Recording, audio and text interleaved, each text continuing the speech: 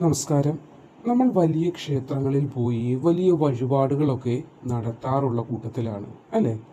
എന്നാൽ പണ്ടുകാലത്ത് നമ്മുടെ കാരണവന്മാർ അതീവ രഹസ്യമായി വച്ചിരുന്ന, അല്ലെങ്കിൽ താളിയോല ഗ്രന്ഥങ്ങളിൽ മാത്രം എഴുതപ്പെട്ടിട്ടുള്ള ചില വലിയ സത്യങ്ങൾ ഇനിയെങ്കിലും നിങ്ങളൊന്ന് മനസ്സിലാക്കണം.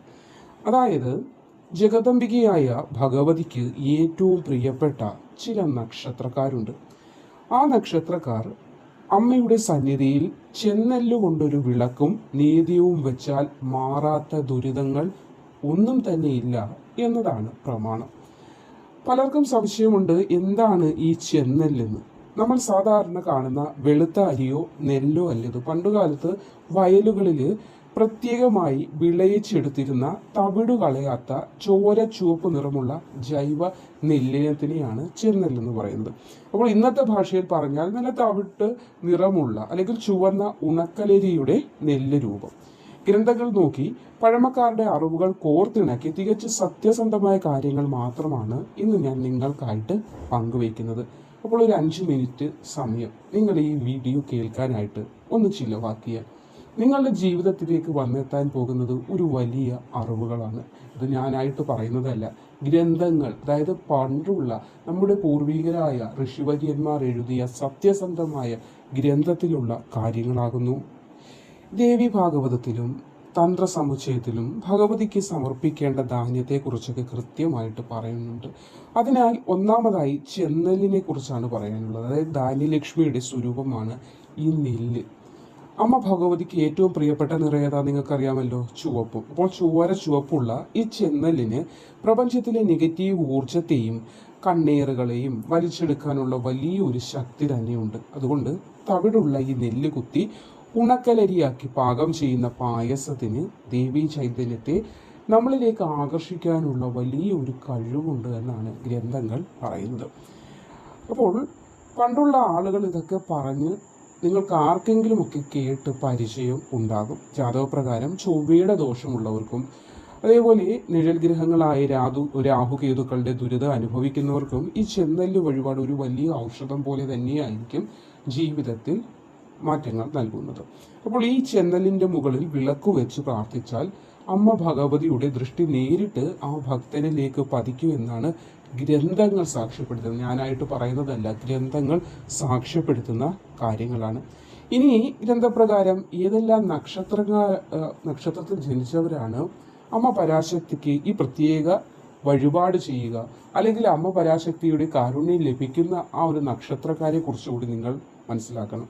എല്ലാവരും ഭരിച്ചാൽ അമ്മയെ അനുഗ്രഹിക്കുക, സത്യമാണ്. അമ്മ പരാശക്തി ജഗദംബിക അങ്ങനെയാണ്. എങ്കിലും ഇനി ഞാൻ പറയാൻ പോകുന്ന കുറച്ച് നക്ഷത്രക്കാരുണ്ട്.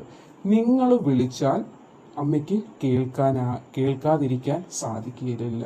അതായത് നിങ്ങൾ വിളിച്ചാൽ ഒരല്പം തിടുക്കം കൂടുതൽ കാണിച്ച് അമ്മ നിങ്ങളുടെ അടുത്തേക്ക് ഓടിയെത്തും. അങ്ങനെയുള്ള കുറച്ച് നക്ഷത്രക്കാരുണ്ട്. അതിൽ ആദ്യത്തെ നക്ഷത്രമായി വരുന്നത് ഭരണിയാണ്. ഭദ്രകാളിയുടെ ഉഗ്ര ചൈതന്യമുള്ള നാളാണ് ഭരണി എന്ന് പറയുന്നത്. അപ്പോൾ കൊടുങ്ങല്ലൂർ അമ്മയുടെ തിരുനട നിങ്ങൾ ഓർക്കുക.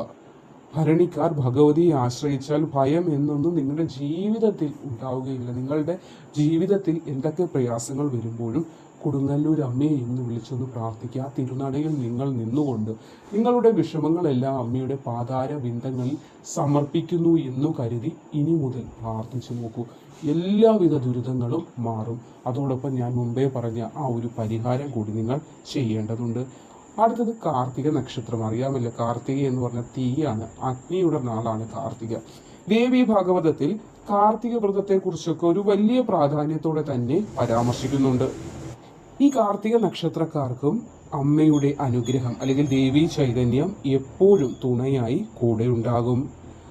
ഇനി അടുത്ത നക്ഷത്രം ആയില്യമാണ്. സർപ്പരൂപിണിയായ നാഗചാമുണ്ടിയുടെ പ്രീതിക്ക് വലിയ പാത്രീഭൂതരാകുന്നവരാണ് ആയില്യം നക്ഷത്രക്കാർ. അപ്പോൾ നിങ്ങളും അമ്മ പരാശക്തി എപ്പോഴും മനസ്സിൽ കരുതേണ്ടതാണ്. ഇനി സാക്ഷാൽ പാർവതി ദേവിയുടെയും മഹാലക്ഷ്മിയുടെയും ഭാവങ്ങൾ ഒന്നിക്കുന്ന ഒരു നക്ഷത്രമാണ് പൂരം എന്ന് പറയുന്നത്. പൂരം നക്ഷത്രക്കാരും അമ്മ പരാശക്തിയെയാണ് പ്രാർത്ഥിക്കേണ്ടത്. നിങ്ങളുടെ പ്രാർത്ഥന കേട്ടാൽ അമ്മയ്ക്ക് പെട്ടെന്ന് തന്നെ നിങ്ങളുടെ അടുത്തേക്ക് എത്തേണ്ടതായിട്ട് വരും. കാരണം നിങ്ങളുടെ പ്രാർത്ഥനകൾ കേൾക്കാൻ അമ്മ കാതോർത്ത് ഇരിക്കുകയാണ്. അടുത്തതായി തൃക്കേട്ട നക്ഷത്രമാണ്. പ്രതിസന്ധികളിൽ തളരുമ്പോൾ ഈ നക്ഷത്രക്കാർ അമ്മ ഭഗവതിയെ വിളിച്ചാൽ മതിയാകും, നിങ്ങളുടെ മുന്നിൽ വഴികൾ തെളിഞ്ഞു വരും. ഇനി പൂരാടം, രേവതി, ഈ നക്ഷത്രക്കാർക്കും ഭഗവതിയുടെ സൗമ്യഭാവമായ അന്നപൂർണേശ്വരിയുടെയും ലക്ഷ്മി ദേവിയുടെയും കടാക്ഷം ധാരാളമുള്ളവരാണ്. അതുകൊണ്ട് തന്നെ ഇവരെപ്പോഴും ഇവരുടെ മനസ്സിൽ അമ്മ പരാശക്തിയെ പ്രാർത്ഥിക്കുക. കാരണം അന്നത്തിന് ഒരു വിധ മുട്ടും ഉണ്ടാകാതിരിക്കാൻ അന്നപൂർണേശ്വരി ദേവിയുടെ അനുഗ്രഹം നിങ്ങൾക്ക് തുണയായിട്ടുണ്ടാകും. ഇനി പഴമക്കാർ പറഞ്ഞു തന്ന ഒരു വലിയ പരിഹാര വിധി ഞാനതൊന്ന് കൃത്യമായിട്ട് നിങ്ങളിലേക്ക് എത്തിക്കാം. അതായത് നിങ്ങളുടെ ജന്മനക്ഷത്ര ദിവസമോ അതല്ലെങ്കിൽ എല്ലാ വെള്ളിയാഴ്ചകളിലോ ഈ പരിഹാരം നിങ്ങൾക്ക് ചെയ്യാവുന്നതാണ്. ഒരു കുഴപ്പവും തന്നെ ഇല്ല. ഇതെങ്ങനെയെന്ന് ചോദിച്ചാൽ ഒരു ശുദ്ധമായ താലം എടുക്കേണ്ടതുണ്ട്. അതായത് പിച്ചളയുടെയോ അല്ലെങ്കിൽ വെള്ളിയുടെയോ ആയാലും മതി, ഏതായാലും മതി, ശുദ്ധമായിരിക്കണം, അതാണ് ഉത്തമം. അതിലേക്ക് ഒരു പിടി ചെന്നെല്ല്, അതായത് ചുവന്ന നെല്ല് വിതറുക. അപ്പോൾ ഞാൻ മുമ്പേ പറഞ്ഞു എന്താണ് ചെന്നെല്ലെന്ന്. വിപണിയിൽ ചെന്നെല്ല് എന്ന് ചോദിച്ചാൽ വാങ്ങാനായിട്ട് നിങ്ങൾക്ക് കിട്ടുന്നതാണ്. ഇനി ഈ നെല്ലിന് മുകളിലായിട്ട് ഒരു മൺവിളക്കോ അതല്ലെങ്കിൽ വെങ്കലം കൊണ്ടുണ്ടാക്കിയ വിളക്കോ വെക്കുക. അതിൽ പശുവിൻ നെയ്യ്, അത് ശുദ്ധമായ പശുവിൻ നെയ്യോ അല്ലെങ്കിൽ നല്ലെണ്ണയോ നിങ്ങൾക്ക് ഒഴിച്ചു കിഴക്കോട്ട് തിരിയിട്ട് ഒരു ദീപം തെളിയിക്കണം. എന്നിട്ട് ഇനി ചെയ്യേണ്ടത് ദേവിയെ മനസ്സിൽ ധ്യാനിച്ച് ലളിതാ സഹസ്രനാമം ഉണ്ടെങ്കിൽ അങ്ങനെ, അല്ലെങ്കിൽ ദേവി മാഹാത്മ്യം, നിങ്ങൾക്ക് ഏതാണ് ചൊല്ലുന്നതിന് എളുപ്പമായിട്ടുള്ളത്. ഇതിൽ രണ്ടിൽ നിങ്ങൾക്ക് ഏതും ദേവിയെ മനസ്സിൽ പ്രാർത്ഥിച്ച് ജീവിക്കാവുന്നതാണ്. ഇനി പ്രാർത്ഥന കഴിഞ്ഞതിന് ശേഷം ഈ ചെന്നെല്ലെടുത്ത് പക്ഷികൾക്ക് കൊടുക്കുകയോ അതല്ലെങ്കിൽ ക്ഷേത്രത്തിൽ നിങ്ങൾക്ക് സമർപ്പിക്കുകയോ ചെയ്യാവുന്നതാണ്. രണ്ടിൽ നിങ്ങൾക്ക് ഏതാണ് യുക്തിക്ക് നിങ്ങൾക്ക് താല്പര്യമായിട്ട് തോന്നുന്നത് നിങ്ങൾക്ക് ചെയ്യാവുന്നതാണ്.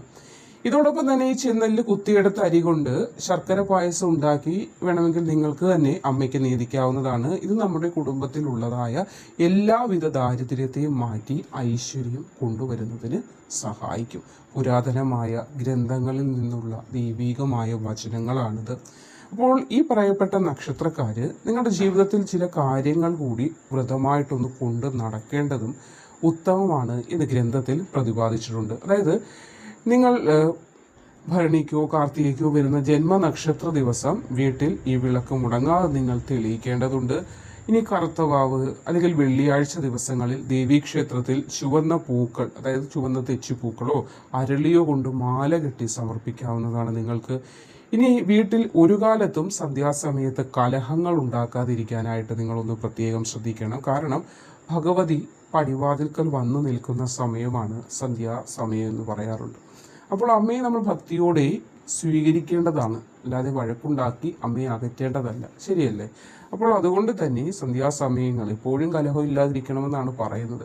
പക്ഷെ ഗൃഹമാണ്, ചിലപ്പോൾ ഉച്ചത്തിലേക്ക് സംസാരിക്കേണ്ട അവസ്ഥ വരും, അത് ശരിയാണ്. എങ്കിലും സന്ധ്യാസമയങ്ങളിൽ അങ്ങനെയുള്ള സംസാരം ഒരു കാരണവശാലും പാടുള്ളതല്ല. അപ്പോൾ ഇത് പൂർവികരായ ആളുകൾ ഗ്രന്ഥങ്ങളിൽ എഴുതിയിട്ടുള്ള കാര്യങ്ങളാണ്. ഇതൊരു കഥയോ അല്ലെങ്കിൽ ഒരാൾ പടച്ചുവിട്ട കാര്യങ്ങളോ ഒന്നുമല്ല. പൂർണ്ണ വിശ്വാസത്തോടെയും ശുദ്ധിയോടെയും നിങ്ങൾക്കിത് ചെയ്തു നോക്കിയാൽ ഒരു മാറ്റം നിങ്ങളുടെ ജീവിതത്തിൽ തീർച്ചയായും വന്നു ചേരുന്നതാണ്. നിങ്ങളെ കാത്തുരക്ഷിക്കാൻ ആ ജഗദംബിക എപ്പോഴും കൂടെ ഉണ്ടാകും. അപ്പോൾ നിങ്ങൾക്ക് ഇതൊന്ന് ചെയ്തു നോക്കാവുന്നതാണ്.